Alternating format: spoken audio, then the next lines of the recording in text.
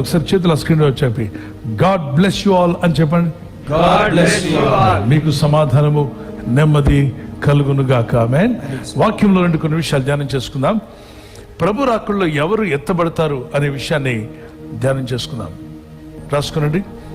Who will go with the Lord when the rapture comes. ప్రభు యొక్క రాకడ వచ్చినప్పుడు ఎవరు ఎత్తబడతారన్నది చాలా ప్రాముఖ్యమైంది. నిజమే, యేసు ప్రభు యొక్క రాకడ త్వరలోనే రాబోతుంది. ఇదిగో నేను త్వరగా వచ్చుచున్నాను. Present continuous. అంటే ఈరోజు ప్రభు మనతో మాట్లాడుతున్నాడు ప్రతి ఒక్కరితో, ఏ తరంలో అర్థమైనా నేను త్వరగా వచ్చుచున్నాను అంటే ప్రభు రాకడకు మనం సిద్ధపాటు కలిగి ఉండాలి అన్నదే సంఘానికి ప్రభు ఇచ్చిన హెచ్చరిక. చదవండి. ఇదిగో త్వరగా వచ్చుచున్నాను, వాని వాని క్రియ చొప్పున ప్రతి వానికి ఇచ్చుటకు నేను సిద్ధపరిచిన జీతము నా యుద్ధ ఉన్నది. ఇదిగో త్వరగా వచ్చుచున్నాను, వాని వాని క్రియ చొప్పున ప్రతి వానికి ఇచ్చుటకు నేను సిద్ధపరిచిన జీతము నా యుద్ధ ఉన్నది అన్నాడు. అంటే మనం ప్రభు కొరకు ఎలా ఉన్నాం, ఎలా జీవిస్తున్నాం, ఏం పనులు చేస్తున్నాం అన్నదానికి జీతాన్ని ప్రభు తీసుకొని రాబోతున్నాడు. He's going to reward every one of us. And behold, I come quickly, and my reward is with me to give every man according to as his work shall be. As you are working for the Lord, and the Lord will reward you. ఆయన కొరకు ఏమైనా చేస్తూ ఉంటే తప్పక మీకు reward వస్తుంది. ఏమీ చేయకపోతే వేరే రివార్డ్ వస్తుంది. And verse 11, Revelation chapter 22 verse 11, అన్యాయం చేయవాడు ఇంకను అన్యాయమే చేయనిము, అపవిత్రుడైన వాడు ఇంకను అపవిత్రుడుగానే ఉండనిము, నీతిమంతుడు ఇంకను నీతిమంతుడుగానే ఉండనిము, మరి పరిశుద్ధులు ఇంకను పరిశుద్ధులుగా ఉండనిము అంటున్నాడు. అంటే ప్రభు రాకడ దినాల్లో ప్రభు చెప్తున్న మాట సంఘానికి, సమాజానికి, మానవ జాతికి ప్రభు చెప్తున్న మాట. అన్యాయం చేస్తున్నావా? అన్యాయంగా ఉన్నవాడు, అన్యాయం చేయవాడు ఇంకనూ అన్యాయమే చేసుకునేమో, అపవిత్రుడైన వాడు ఇంకనూ అపవిత్రుడుగానే ఉండనేమో, నీతివంతుడుగా ఉన్నవాడు ఇంకనూ నీతివంతుడుగా ఉండనేమో, పరిశుద్ధుడుగా ఉన్నవాడు ఇంకనూ పరిశుద్ధంగా ఉండాలి అని అప్పుడు అంటాడు 12వ వచనంలో. ఇదిగో నేను త్వరగా వచ్చుచున్నాను, వాని వాని క్రియ చొప్పున ప్రతి వానికి ఇచ్చుటకు నేను సిద్ధపరిచిన జీతం నా యుద్ధ ఉన్నది. 13వ వచనం, నేనే అల్ఫాయు ఓమేగయు, మొదటి వాడును కడపటి వాడును, ఆదియు అంతమనై ఉన్నాను. ఆదియు అంతం ఆయనే ఉన్నాడు. 14వ వచనం, జీవవృక్షములకు హక్కుదారై గుమ్మముల గుండా పట్టణములోనికి ప్రవేశించినట్లు తమ వస్త్రములను ఉదుకుకొనిన వారు ధన్యులు. 15వ వచనం, కుక్కలను, మాంత్రికులను, వ్యభిచారులను, నరహంతకులను, విగ్రహార్థకులను, అబద్ధమును ప్రేమించి జరిగించు ప్రతి వాడును వెలుపట నుందురు, అంటే పరలోకంలోనికి వెళ్ళరు, వారు విడవబడతారు, వారు బయటే ఉంటారు తప్ప లోపలికి వెళ్ళలేరు, రాకడలో ఎత్తబడలేరు అంటున్నాడు. కుక్కలు, మాంత్రికులు, వ్యభిచారులు ఇది చెప్పుకుంటూ వెళ్తాడు. మరి ఈ రకమైనటువంటి ప్రజలు అటువారుగా మనం ఉండకూడదు. కుక్కలు అన్నప్పుడు అదేంటో అర్థం తెలుసుకుందాం. కుక్కలు, మాంత్రికులు, వ్యభిచారులు, నరహంతకులు, గాదికులు, మరి అబద్ధమును ప్రేమించి జరిగించే ప్రతి వాడును వెలుపట్టినందు 5 రకాల మనుషులుగా అక్కడ విభజించాడు. 5 types of people. ప్రభు రాకడలో ఎత్తబడాలంటే ఏం చేయాలో మనం నేర్చుకుందాం. దేవుని బిడ్డలారా, 5 రకాలైన ప్రజలు ఆయన రాకడలో ఎత్తబడరు అని రాయబడింది. ఎవరు 5 రకాలైన ప్రజలు కూడా తెలుసుకుందాం. అయితే ఎత్తబడేవారు ఎవరు అన్నది కూడా మనం తెలుసుకోవాలి. మొదటిగా చూడండి, లేఖనాల్లో రాసుకునండి, పెన్ పేపర్ రెడీ చేసుకొని. మొదటిగా ఎవరు ఎత్తబడతారు దేవుని రాకడలో అంటే దేవునితో నడిచేవారు ఎత్తబడతారు. దేవునితో నడిచే స్వభావం కలిగిన వారు ఎత్తబడతారు అని ఎక్కడ రాయబడిందండి? ఆదికాండం 5:22 నుండి 24 వచ్చిన వరకు, హానోకు దేవునితో నడిచిన తర్వాత దేవుడు అతన్ని తీసుకొని పోయిన గనుక అతడు లేకపోయాను. మీరు విన్నారా? దేవుడు అతన్ని కొనిపోయాడు. ఎవరిని? హానోకుని. ఒకప్పుడు రాకడ జరిగింది.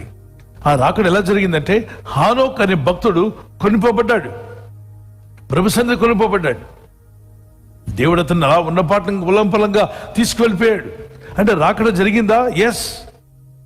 ఎప్పుడు? హానోకు కాలంలో. ఎలా జరిగింది అంటే హానోకు దేవునితో నడిచిన తరువాత, నడవక ముందు తీసుకువెళ్ళలా. లోకంతో నడిచేటప్పుడు హానోకుని దేవుడు తీసుకువెళ్ళలా.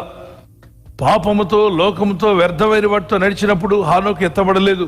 దేవునితో నడిచిన తరువాత చూడండి, ఎప్పుడట? హానోకు దేవునితో నడిచిన తరువాత దేవుడు అతన్ని తీసుకొని పోయాను. ఇప్పుడు మీరు అడగొచ్చు, దేవా నువ్వు ఎందుకు తీసుకువెళ్ళావు హానోకుని అంటే, అతను నాతో నడిచాడు కాబట్టి తీసుకెళ్ళాను. మరి ఎందుకు తీసుకువెళ్ళలేదు హానోకు వాళ్ళ తమ్ముడిని? ఆయన దేవునితో నడవలేదు కాబట్టి తీసుకువెళ్ళలేదు. హానోకు వాళ్ళ అన్నని ఎందుకు తీసుకువెళ్ళలేదు? ఆయన లోకలతో నడుస్తున్నాడు కాబట్టి తీసుకువెళ్ళలేదు. హానోకు వాళ్ళ మేనమామని ఎందుకు తీసుకువెళ్ళలేదు? మందు షాపులో ఉన్నాడు కాబట్టి తీసుకెళ్ళలేదు. మరి హానోకు వాళ్ళ మేనత్తని ఎందుకు తీసుకువెళ్ళలేదు? ఆమెకు సీరియల్ పిచ్చి కాబట్టి ఆమెను తీసుకువెళ్ళదా? మరి ఎవరిని తీసుకెళ్ళావు? హానోకుని. ఎందుకని? హానోకు అంటే అంత ఇష్టం. నాకు అందరూ ఇష్టమే. మరి అందరూ ఇష్టమైతే హానోకు ఒక్కడిని ఎందుకు తీసుకెళ్ళావు? అతను నాతో నడిచాడు కాబట్టి నేను అతను తీసుకువెళ్ళాను. ఈరోజు మనం ఎవరితో నడుస్తున్నాం? ఎవరితో మన నడకనప్పుడు ఆత్మ సంబంధమైంది. ప్రతి ఉదయం ప్రార్థనతో ప్రారంభిస్తున్నావా అంటే నువ్వు దేవునితో నడుస్తున్నావు. ప్రతి రాత్రి పడుకోబోయే ముందు వాక్యం చదివి ప్రార్థించి పడుకుంటున్నావా? దేవునితో ఉదయం దేవునితో ప్రారంభించావు. ఆ దినాన్ని ముగిస్తున్నప్పుడు కూడా ప్రార్థనతో ముగించావు. మరి ఎవరు ఎత్తబడతారండి దేవుని రాకడలో? దేవునితో నడిచేవారు. ఒక చేయి పైకి చెప్పండి. ఎవరు ఎత్తబడతారు? దేవునితో నడిచేవారు. దేవునితో నడక ప్రారంభించండి. దేవుని రాకడలో ఎత్తబడేవారు ఎవరు అంటే స్పష్టంగా చెప్పొచ్చు, దేవునితో నడిచేవారు. దేవునితో నడుస్తున్నావా? నువ్వు ధనవంతుడైన అవ్వచ్చు, దరిద్రుడు అవ్వచ్చు. నీ నడక ఎవరితో? నువ్వు స్త్రీ అయి ఉండొచ్చు, పురుషుడు అయి ఉండొచ్చు, కానీ నీ నడక ఎవరితో? నువ్వు ఎవరి యందు నిలిచి ఉన్నావు? ఆయన యందు నిలిచిండు వారు బహుగా ఫలిస్తారు. ఆయనకి వేరే ఎవరు కూడా ఏమీ ఫలించలేరు. యోహాను సువార్త 15:1-5 వరకు. మరి దేవునితో నడుచుడంటే ఆత్మలో నడవడం. ఆత్మానుసారంగా నడుచుకున్నవాడు దేవునితో నడుస్తున్నాడు. నేను చెప్పినదేమనగా ఆత్మానుసారంగా నడుచుకునుడి. హానోకు దేవునితో నడిచాడంటే ఆత్మానుసారంగా నడుచుకున్నాడు. అప్పుడు మీరు శరీరేచ్ఛ నెరవేర్చరు. దేవుని బిడ్డల శరీరంలో ఉన్న దుష్ట గుణాలు పూర్తిగా మీరు జయించాలంటే మీరు ఆత్మతో నడవండి. మీరు నడవగలరు. ఎవరెవరు దేవునితో నడవాలనుకుంటారు? ఒకసారి చేతి గట్టిగా దేవుని స్తోత్రం చెప్పండి. Praise the Lord. ఆమేన్. మరి ప్రభు రాకడలో ఎత్తబడాలంటే ఏం చేయాలంటే మొదటిగా ఆయనతో నడిచిన వారు ఎత్తబడతారు. చిన్నారులు దేవునితో నడవండి. టీనేజర్స్ షద్రక్ మేషక్ అబేద్నెగో టీనేజర్స్ అండి. 19 years కూడా రాలే వాళ్ళకి. దానియేలు కూడా టీనేజరే. ఒక యవన బిడ్డలు అద్భుతంగా దేవునితో నడిచారు. వారు భోజన విషయంలో, ప్రార్థన విషయంలో, అన్ని విషయాల్లో ప్రార్థన. రాత్రంతా ప్రార్థనలో గడిపారట. అంటే ప్రతిరోజు అలా చేయొద్దని చెప్పడం, ప్రతిరోజు చేయమల్లా ఎప్పుడు అవసరాన్ని బట్టి మెలకుగా ఉండమని బైబిల్లో ఉందని చెప్పి కొంతమంది ఇళ్లలో నిద్రపోకుండా మెలకుగా ఉండి ప్రార్థన చేస్తారట. అందరికీ మతిమరుపు వచ్చేసింది. ఎందుకు మతిమరుపు వచ్చిందంటే రాత్రంతా నిద్రపోకపోతే మరి మతిమరుపు రాదా? దేవుడే కదా ఈ సిస్టమ్ పెట్టాడు. బాడీని చేసింది దేవుడే. పగలంతా పనిచేయను ఆయన, రాత్రి పడుకోవచ్చో నిద్రపో, తెల్లారు లేచి ప్రార్థన చేయి అన్నాడు.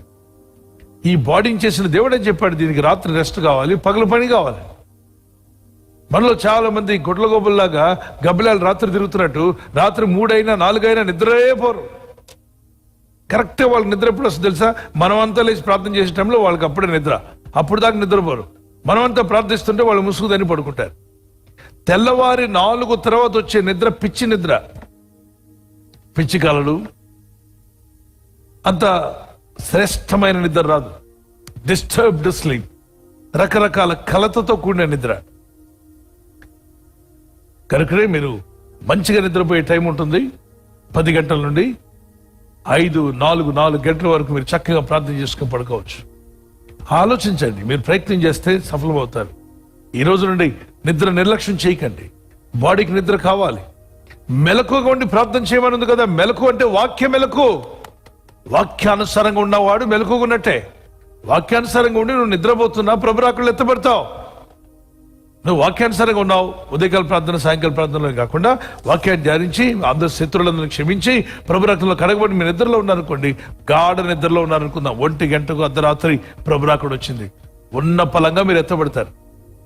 ఇప్పుడు ప్రమాదం జరిగితే తండ్రి వచ్చి పిల్లల్ని తీసుకెళ్ళట్లా బయటికి. బాధ్యత లేని తండ్రులు తప్ప మిగిలిన తండ్రులు తల్లులు కూడా ప్రమాదం జరిగింది, వీధిలో ఏదైనా ఎవరో ఇంటికి నిప్పట్టుకుందంటే పరిగెత్తుకొచ్చి వీళ్ళ పిల్లలందరినీ వస్తువులన్నీ వదిలేసి బాబుని పాపని తీసుకొని బయటికి పరిగెత్తట్లా. లోకానికి అంతం వచ్చేటప్పుడు దేవుడు ఆయన పిల్లలైన మనలందరినీ తీసుకువెళ్ళకుండా ఆయన ఊరుకోడు, మనల్ని తీసుకునే వెళ్తాడన్న వారు గట్టిగా దేవునికి స్తోత్రం చెల్లిద్దాం. మనం తీసుకెళ్తాడు. అందుకని నువ్వు ఆయన కుమారుడుగా జీవించాలి. నువ్వు నిద్రలో ఉన్నా నేను లేపి తీసుకువెళ్తాడు. రెండవదిగా ఎవరు ఎత్తబడతారో చూద్దాం. దేవుని బిడ్డలారా, రెండవదిగా ఎత్తబడేవారంటే యేసు రక్తంలో కడగబడిన వారు. ప్రకటన 22:14, యోహాను 14:6, 1 యోహాను పత్రిక 1:7-9 క్రైస్తవులుగా ఉంటూ కూడా చాలా మంది పాపాలు ఒప్పుకోరు. వారు దోషంలో ఒప్పుకొని విడిచిపెట్టరు. అప్పుడెప్పుడో ఒప్పుకున్నాం కదండి, అప్పుడు ఒప్పుకున్నావు, అప్పుడెప్పుడో స్నానం చేశావు, ఈరోజు చేయవా స్నానం? అప్పుడెప్పుడు బ్రష్ చేసావు, ఈరోజు చేయలేదా బ్రష్? అప్పుడెప్పుడు బట్టలు ఉతికావు, ఈరోజు ఉతకట్లేదా? అప్పుడు ఒప్పుకున్నావు, ప్రభుని నమ్మినప్పుడు అప్పుడు పాపాలు తీసివేశాడు దేవుడు, నిన్ను తన కుమారుడుగా మార్చుకున్నాడు. వండర్ఫుల్. ఇప్పుడు ఆయన కుమారుడివే, నిజంగా ఆయన కుమార్తెవే. కానీ ఈ రోజు కూడా నీ మాట వలన, నీ చూపు వలన, నీ ఆలోచన వలన ఏదన్నా పొరపాటు జరిగిందా? మరి దాన్ని ఎవరు ఒప్పుకుంటారు? నీ మేనమా వచ్చి ఒప్పుకుంటాడా? మేనత్ ఒప్పుకుంటుందా మీ పాపాలు? ఎవరి పాపాలు వారు ఒప్పుకోవాలి. తండ్రి, ఎవరు బ్రష్ వాళ్ళు ఎలా చేసుకుంటారో ఎవరి పాపాలు వారు ఒప్పుకోవాలి కనుక నా పొరపాట్లు క్షమించిన ఆయన. అందుకే మన పాపములను మనం ఒప్పుకునే ఎడల ఆయన నమ్మదగిన వాడు, నీతిమంతుడు కనుక మన సకల దుర్నీతులని మనల్ని పవిత్రులుగా చేస్తాడు. మనల్ని పవిత్రులుగా చేసే దేవుడు ఆయన. దేవుని బిడ్డరా, ఆదరణ అంటే ఏదో మేము నోటి మాటలతో మీకు డైలాగులు చెప్పి ఆదరించడం కాదు. పరిశుద్ధాత్ముడు మీ గుండెల్లో కలిగించే ఆదరణ నిజమైనది. గట్టిగా దేవునికి స్తోత్రం చెల్లిద్దాం. Praise the Lord. దైవజనుడు కొట్టొచ్చినట్టు వాక్యం చెప్పినా మీరే విశ్వాసకి ఆదరణ కలుగుతుంది. మీకు తెలుసా? అంటే వాక్యము ఆ చెప్పిన విధానం కంటే కూడా వాక్యము ఆత్మ వాక్యమై ఉన్న దేవుడు వారికి ఆదరణ కలిగజేస్తాడు. మేము మాటల్లో మీకు ఆదరణ కలిగేలా మాట్లాడడం అది వేషధారణ అవుతుంది. మేము ఉన్న వాక్యాన్ని ఉన్నట్టుగా చెప్పినప్పుడు పరిశుద్ధాత్ముడే మీలో ఒరిజినల్ గా మీలోకి వచ్చిన వాక్యము మీ లోపల ఆదరణ కలుగు చేయాలి. అలా కాకుండా మేమేదో నటించి డైలాగులు నేర్చుకొని ఈ సినిమా వాళ్ళు మాట్లాడినట్టుగా, అమ్మా పర్వాలేదు, దేవుడు మీతో ఉంటున్నాడు, దేవుడు మీ కన్నీళ్ళంతా తుడిచివేస్తాడు, మీ ఇంట్లో అద్భుతాలు చేస్తాడు, మీ బ్రతుకులు మారిపోతాయి, మరి దేవుడు నాతో చెప్తున్నాడు పిల్లరా, మీ జీవితాల్లో గొప్ప ఆశీర్వాదాలు రాబోతున్నాయి. ఇది వేషధారణ. ఇది మనకు టోపీ వేస్తున్న సేవకుడు, మన కానుకల కోసం ఆశించేవాడు చేసే పనులు. దేవుని బిడ్డలారా, ఇలాంటి వాళ్ళ మాటలు నమ్మి మోసపోకండి. తీయని మాటలు మాట్లాడి మోసగించే దొంగలు వస్తున్నారు, జాగ్రత్త అని ఆనాడే అపోజిట్ పౌలు అన్నాడు. తీయని మాటలు చెప్పి మిమ్మల్ని దొంగలిస్తారు, మిమ్మల్ని వాళ్ళ వైపు లాక్కొని మీ కానుకలు లాక్కోవడానికి వస్తున్న వాళ్ళు నిజంగా సేవకులు కాదు అంటాడు. అపోజిట్ పౌలు అన్నాడు, తీయని మాటలతో మిమ్మల్ని మోసగించడానికి వస్తారు, వారు వాక్చే చాతుర్యంతో మిమ్మల్ని జాగ్రత్తగా వలలో పడేస్తారు, జాగ్రత్త అని. అందుకే దైవజనమా, తీయని మాటలు మనకు అక్కర్లా, ఉన్న వాక్యం ఉన్నట్టుగా కావాలి. దేవుని వాక్యం అగ్ని వంటిది, అది శుద్ధి వంటిది. దేవుని వాక్యం అగ్ని వంటిది. ప్రభు, నా వాక్యం అగ్ని వంటిది, శుద్ధి వంటిది అన్నాడు. శుద్ధి వంటి వాక్యంతో కొడితే బండ బద్దలైపోద్ది. అంటే ఏ బండ? హృదయం అనే బండ రాతి బండ బద్దలైపోవాలి. దానిలోనికి నీళ్లు, పరిశుద్ధాత్మ నీరు రావాలి, అందులో రాళ్లు తొలగిపోవాలి, మెత్తని నేల కనబడాలి, విత్తబడిన వాక్యము నూరంతలుగా ఫలించాలి. యేసు రక్తంలో కడగబడిన రోలుదరిన వారైనా, బాప్టిస్ట్ వారైనా, ఫెలోషిప్ లో ఉన్నవారైనా, రోమన్ క్యాథలిక్ లో ఉన్నా, మరి ప్రపంచంలో ఏ సంస్థలో ఏ యొక్క సంఘంలో నువ్వు ఉంటున్నా, నీవు యేసు రక్తంలో కడగబడినప్పుడు నువ్వు దేవుని కుమారుడు అవుతున్నావు, దేవుని కుమార్తె అవుతున్నావు. అందుకే యేసుని రక్తంతో నన్ను కడగమని వేడుకోవాలి కదా. ఒక కీర్తన పాడుకుందాం. యేసు రక్తము రక్తము రక్తము, యేసు రక్తము రక్తము రక్తము, అమూల్యమైన రక్తము, నిష్కళంకమైన రక్తము, అమూల్యమైన రక్తము, నిష్కళంకమైన రక్తము, యేసు రక్తము రక్తము రక్తము, యేసు రక్తము రక్తము రక్తము.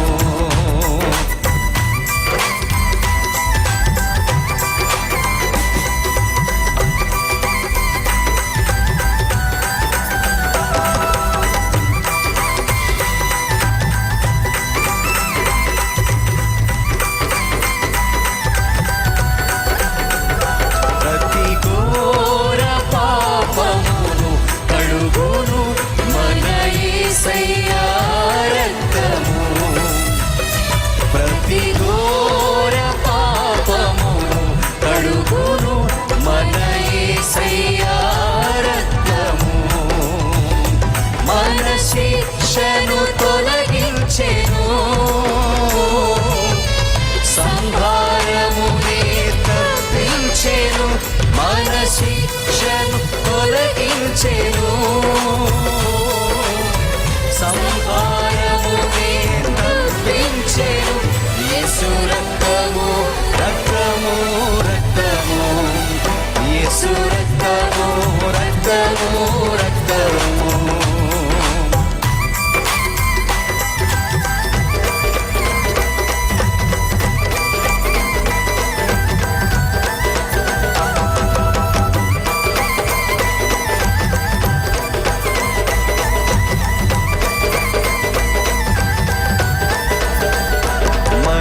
మనసాక్షిని శుద్ధి చేయును మన యేసయ్యా రక్తము మనసాక్షిని శుద్ధి చేయును మన యేసయ్యా రక్తము బహు దుఃఖములో మునిగెనే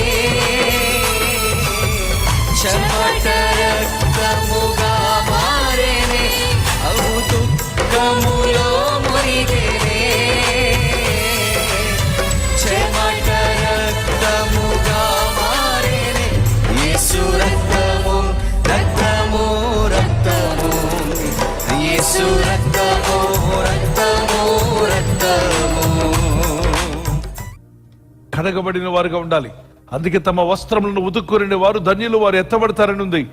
ప్రకటన 22:14 జీవవృక్షమునకు హక్కుదారులై గుమ్మములు గుండా ఆ పట్టణంలోనికి ప్రవేశించున్నట్లు తమ వస్త్రములను ఉతుకుకున్న వారు ధన్యులు. ఏంటి వస్త్రాలండి? ఈ వస్త్రాలా? ఇవి కాదు.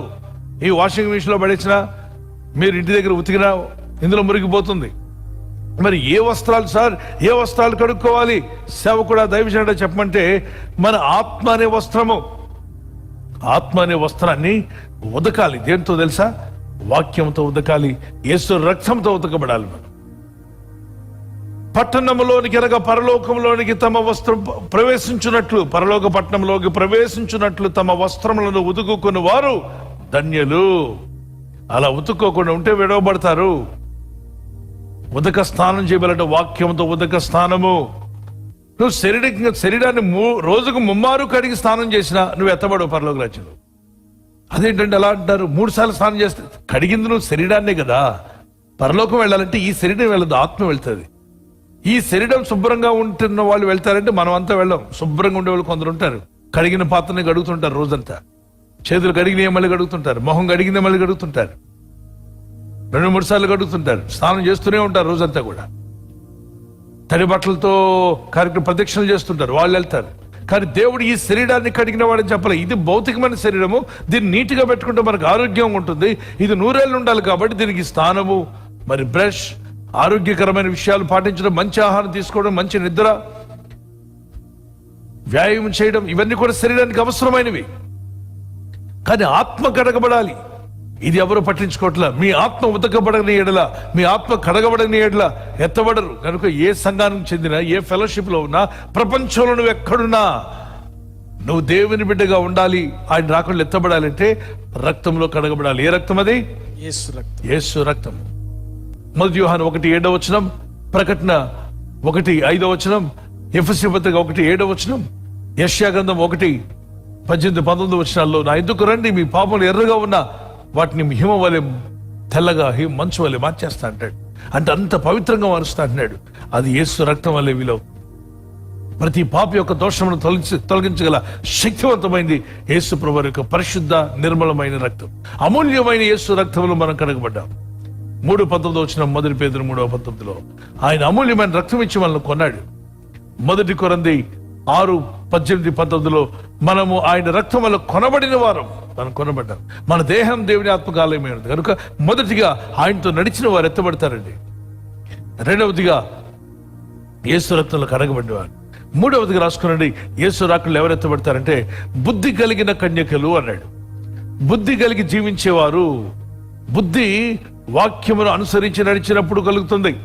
10 మంది కన్యకలు. ఈ 10 మందిలో సగం ఎంత అంటే 5. 10లో సగం 5 కదా. 5గురు ఎత్తబడ్డారు, 5గురు విడవబడ్డారు.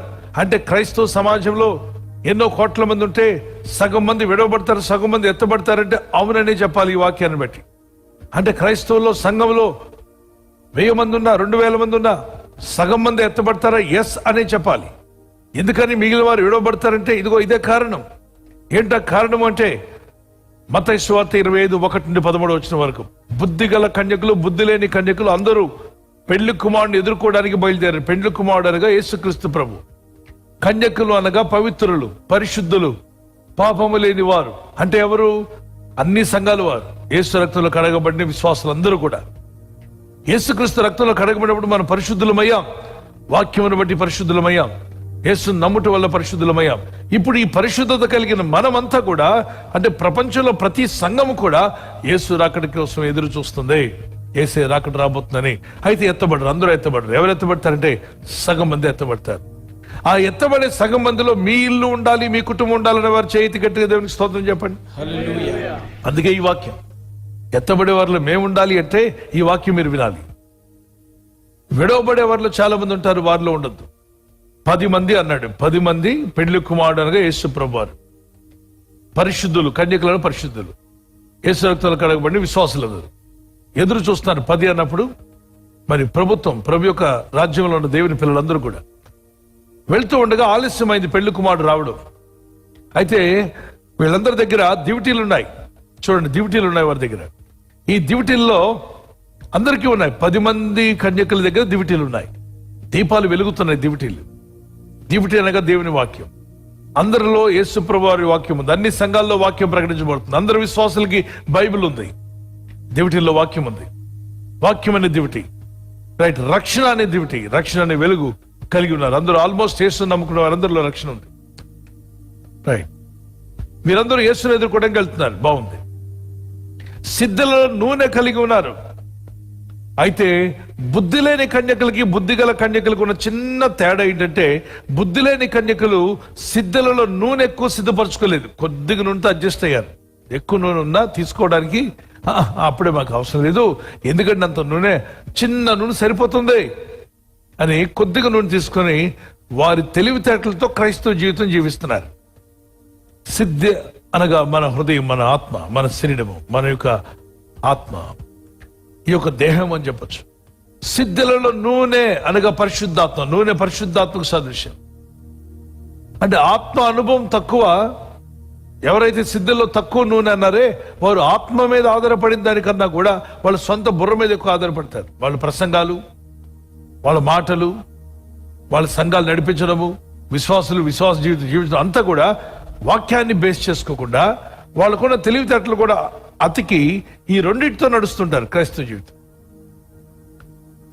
అప్పుడు ఏమవుతుందంటే, వారు పూర్తిగా ఆత్మ మీద ఆధారపడలేదు, పూర్తిగా దేవుని వాక్యం ఆధారపడలే, వాళ్ళ స్వబుద్ధిని కూడా వాడారు. ఎప్పుడైతే నీ స్వబుద్ధి మీద ఆధారపడతావో దేవునికి దూరంగా తీసుకెళ్ళిపోతుంది. 3వ సామెత 5, 6, 7 వచనాలు, నీ స్వబుద్ధిని ఆధారం చేసుకొనక సొంత బుద్ధిని ఆధారం చేసుకోవద్దు. ఇప్పుడు వీళ్ళు సిద్ధుల్లో నూనె, మిగిలిన 5 ఉన్నారే బుద్ధి గల కన్యకులు. బుద్ధి లేని వారు 5, బుద్ధి గల వారు 5. ఈ 5 ఏం చేశారంటే, బుద్ధి కలిగిన వారు సిద్ధుల్లో నూనె ఎక్కువ తీసుకుని బయలుదేరారు. బుద్ధి లేని వారు నూనె తక్కువ తీసుకుని బయలుదేరారు. అంటే వీళ్ళకి ఆత్మానుభవం ఉంది, వీళ్ళకి ఆత్మానుభవం ఉంది, కానీ వీళ్ళు ఆత్మ మీద ఆధారపడిన దానికన్నా కూడా సుబుద్ధి మీద ఎక్కువ ఆధారం, తెలివితేటల మీద ఆధారం. లోకానుసరమైన కార్యక్రమం, లోకంలో ఉన్న తెలివితేటలు బిజినెస్ కి, ఉద్యోగానికి వాడుకోండి. ఆత్మీయ విషయాల్లో దాన్ని తీసుకొచ్చి ఇక్కడ పెట్టద్దు. అది మురికి. ఆ మురికిని తెచ్చి ఇక్కడ వాడద్దు. ఆత్మీయ విషయాల్లో ఆత్మ సంబంధమైన వాక్యాలే వాడండి, లోక సంబంధమైన విషయాలు వాడద్దు. బుద్ధిగల కన్యకులు ఎత్తబడ్డారు.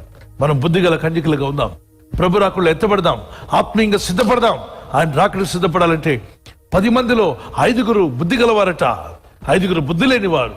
బుద్ధి గల వారికి, బుద్ధి లేని వారికి తేడా ఏంటంటే, సిద్ధుల్లో నూనె ఎక్కువ కలిగి, అంటే ఆత్మ మీద ఆధారపడి, ప్యూర్ వర్డ్ ఆఫ్ గాడ్ మీద వాక్యానుసారంగా ఆధారపడి, దేవుని చిత్తాన్ని నెరవేర్చడానికి ఇష్టపడి, ఆ వాక్యములకు విధేలై, ఆత్మ నడిపింపుకు విధేలైన వారు బుద్ధిగల కన్యకులు.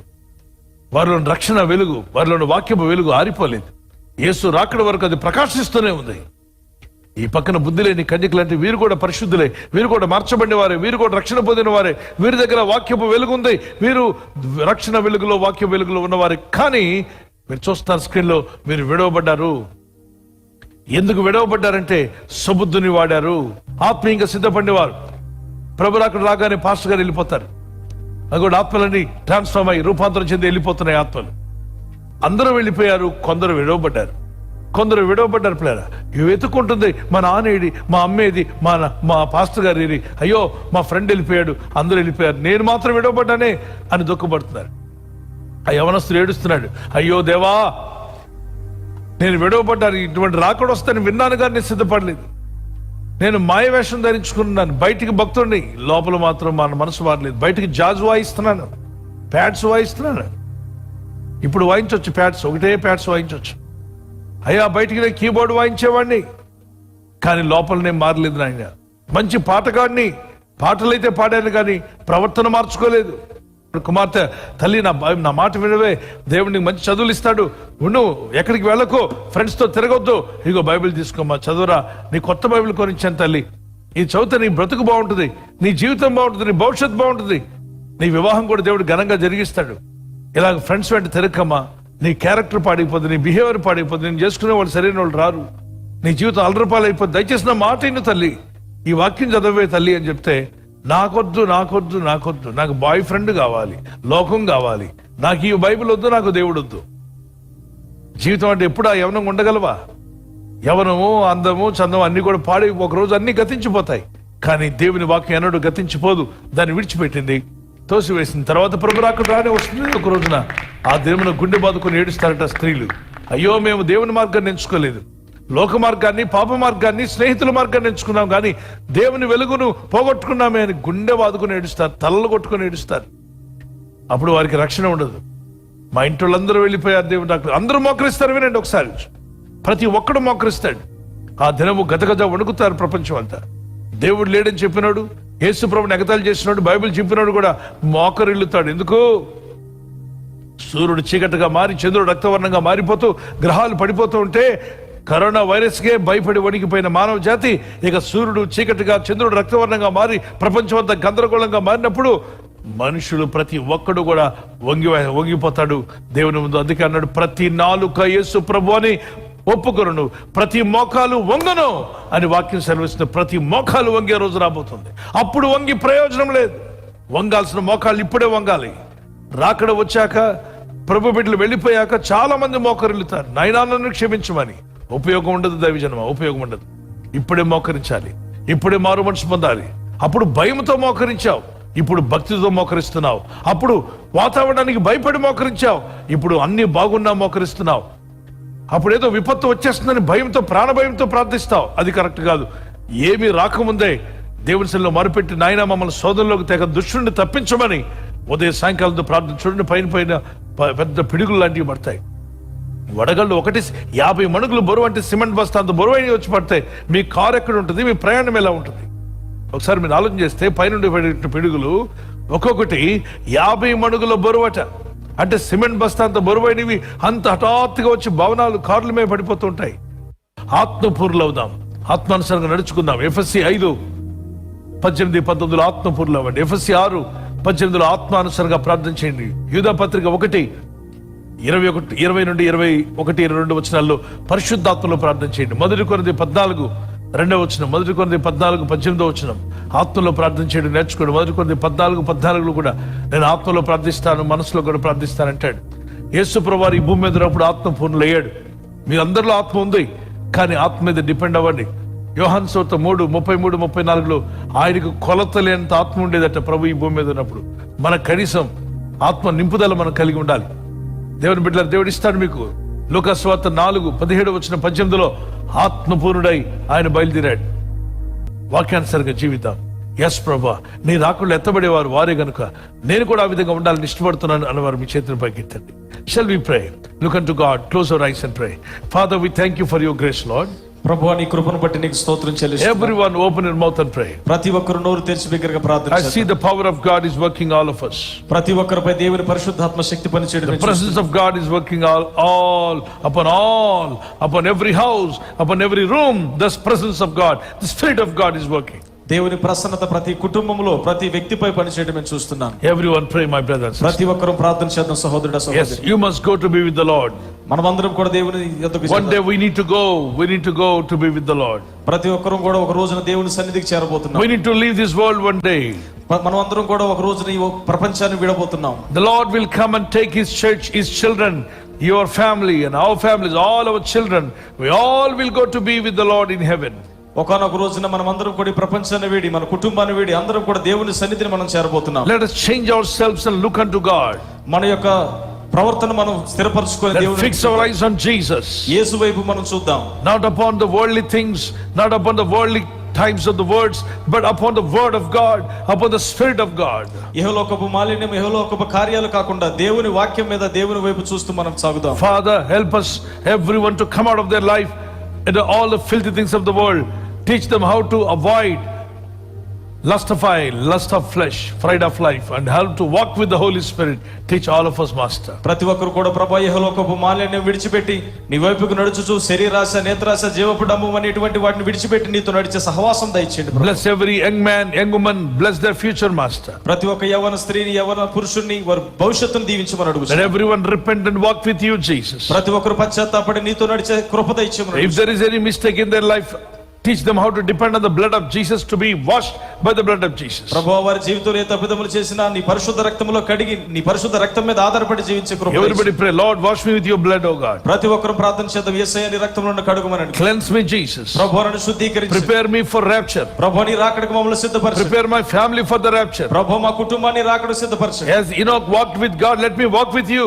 ప్రభువా హానోకు దేవునితో నడిచాడు, అదే విధంగా మేము మీతో నడిచే కృప Let me be washed by the holy blood of Jesus Christ. ప్రభువా నీ పరిశుద్ధ రక్తంలో మమ్మల్ని కడగమని అడుగుచున్నాను. Let me not listen to the worldly preachings, but let me listen to the pure word of God, the word of God which is taught by the Holy Spirit. ప్రభువా లోకానుసారమైన బోధలు కాకుండా ఆత్మానుసారమైన బోధలు విని నీ యందు భయభక్తులు కలిగి జీవించే కృప The దయచేయి. word that comes through the Holy Spirit, help us to take it, O Master. ప్రభువా నీ యొద్ద నుండి వచ్చేటువంటి పరిశుద్ధాత్మ మాటలు వినేటువంటి వినికిడి మాకు దయచేయమని And bless everyone tonight.